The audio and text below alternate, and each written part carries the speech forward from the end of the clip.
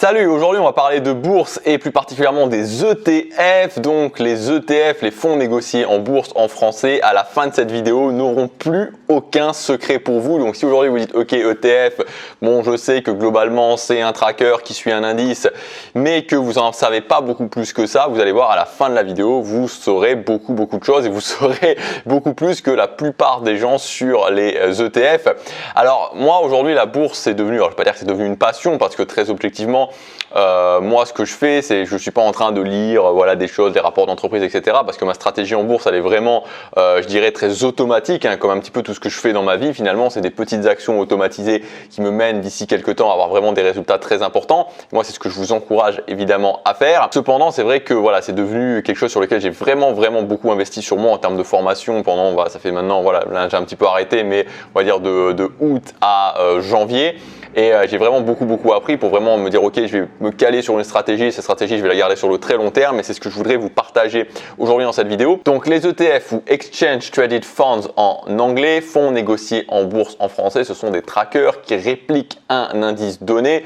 Donc dans les indices, comme je vous ai dit, il y a le S&P 500, il y a le MSCI World, il y a le CAC 40, il y a le MSCI Europe. Donc il faut savoir qu'un ETF va répliquer à la hausse comme à la baisse le plus près possible de l'indice qu'il cherche justement à répliquer. Les ETF, il y a plusieurs variations au niveau des ETF. Premièrement, il faut savoir qu'un ETF peut être à réplication physique ou à réplication synthétique. Donc moi, je préfère dire réplication directe ou indirecte. Donc l'idée, c'est que le réplication directe ou physique, il va, alors je vous le dis, hein, c'est pour le savoir. Au final, c'est pas si important que ça. Enfin, je veux dire, c'est pas si fondamental que ça à savoir pour votre stratégie, mais c'est bien de le savoir. Donc il va répliquer directement l'indice ou indirect, c'est-à-dire par un montage financier, il va répliquer l'indice. Et en général, les ETF qui sont à réplication indirecte ou synthétique, ça permet par exemple d'investir sur des indices mondiaux dans des enveloppes de type PEA, ce qui ne serait pas possible normalement puisque le PEA par exemple est uniquement, normalement vous pouvez investir que sur des actions européennes. Il faut savoir aussi qu'un ETF peut être capitalisant ou distribuant. Donc capitalisant, ça veut dire que les dividendes sont réinjectés directement dans l'ETF, alors qu'à l'inverse, l'ETF distribuant va vous reverser le dividende n'est pas réinvesti mais le dividende vous est reversé.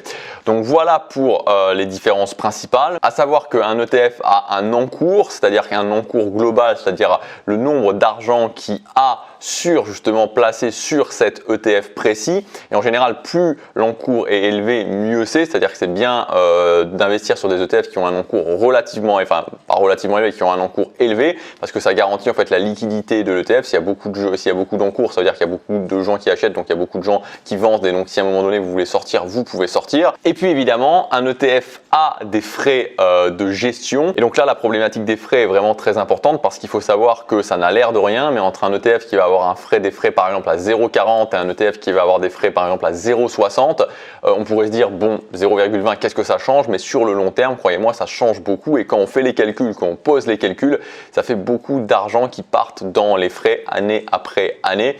Donc évidemment il faut essayer d'avoir des ETF qui vont avoir des frais de gestion inférieurs à 0,50%. Alors ce que je voudrais vous proposer maintenant, puisque c'est selon moi un petit peu le meilleur exercice qu'on puisse faire pour comprendre les ETF, c'est d'aller tout simplement lire la fiche d'un ETF.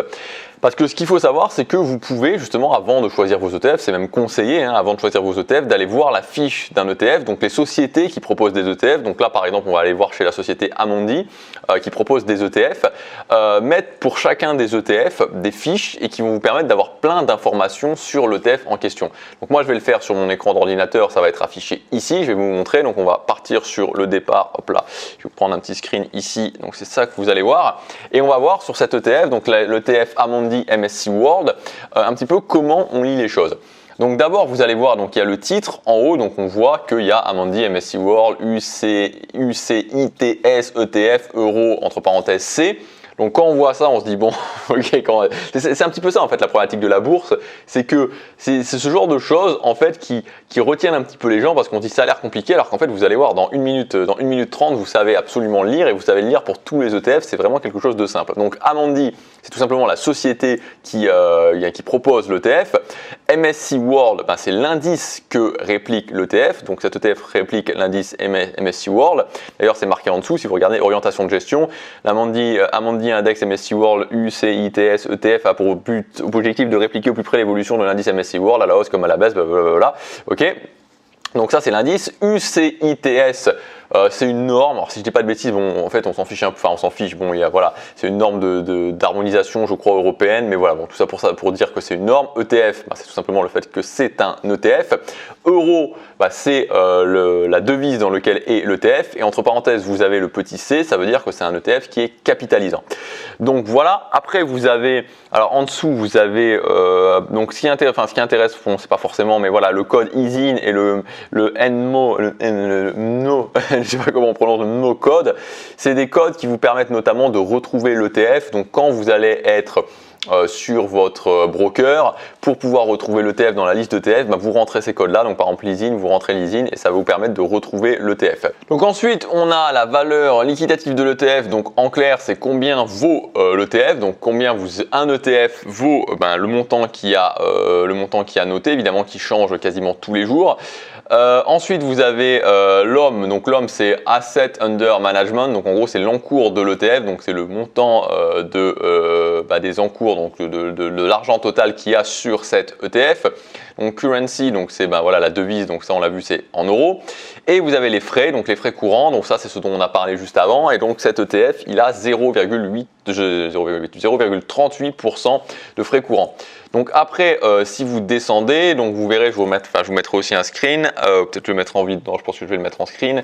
On a la répartition des principales entreprises de cet ETF, donc en l'occurrence c'est le MSCI World.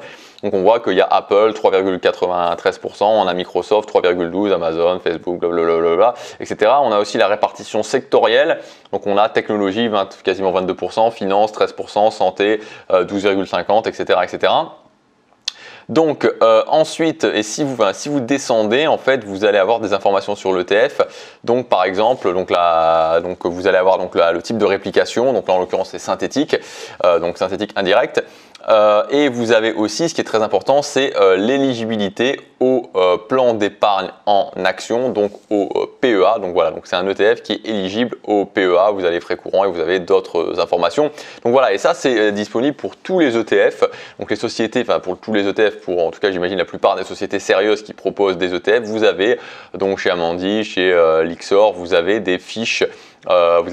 Comme ça sur les ETF et ça vous permet de voir un petit peu, tout simplement de regarder un petit peu les ETF et de mieux comprendre l'ETF sur lequel vous allez investir. À retenir en termes de stratégie au niveau de l'investissement passif avec les ETF, c'est que c'est un investissement qui est long terme, donc c'est-à-dire qu'il faut vraiment toujours investir de l'argent où cet argent vous savez que vous n'en allez pas en avoir besoin, c'est vraiment quelque chose qui doit être long terme pour que l'effet cumulé se mette en place. Selon moi, il faut privilégier les ETF capitalisants parce que encore une fois, si vous prenez des ETF qui vous versent des dividendes, soit vous allez les réinvestir si vous voulez les réinvestir et donc à ce moment-là ça va vous donner des frais, donc c'est un petit peu dommage, soit si vous sortez les dividendes, finalement vous perdez de l'argent, c'est-à-dire vous perdez de l'argent, vous perdez pas de l'argent, vous perdez de l'argent dans le sens que finalement vous n'allez pas pouvoir profiter au maximum de l'effet cumulé. Donc selon moi c'est plus intéressant d'avoir des ETF capitalisants. Et évidemment c'est ce qui permet de se constituer sur le moyen et sur le long terme un patrimoine financier très confortable.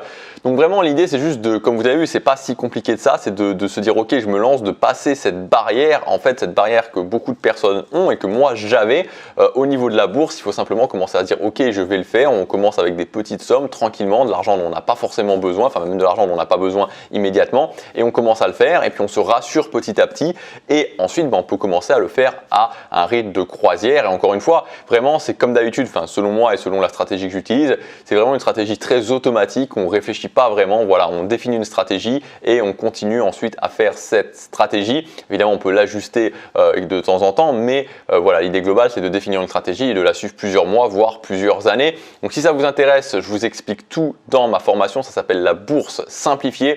Donc je vais vraiment tout vous montrer, je vais me connecter sur mon broker, je vais vous montrer les meilleurs brokers, je vais vraiment vous expliquer comment faire les meilleures stratégies, les meilleurs ETF, comment limiter le risque, les meilleures enveloppes sur lesquelles investir selon moi. Voilà, donc vous avez tout le programme dans le premier lien dans la description, ça s'appelle la bourse simplifiée, c'est valable encore quelques jours à son prix de lancement avec 120 € de réduction. Je vous dis à demain pour la prochaine vidéo, chaque jour compte.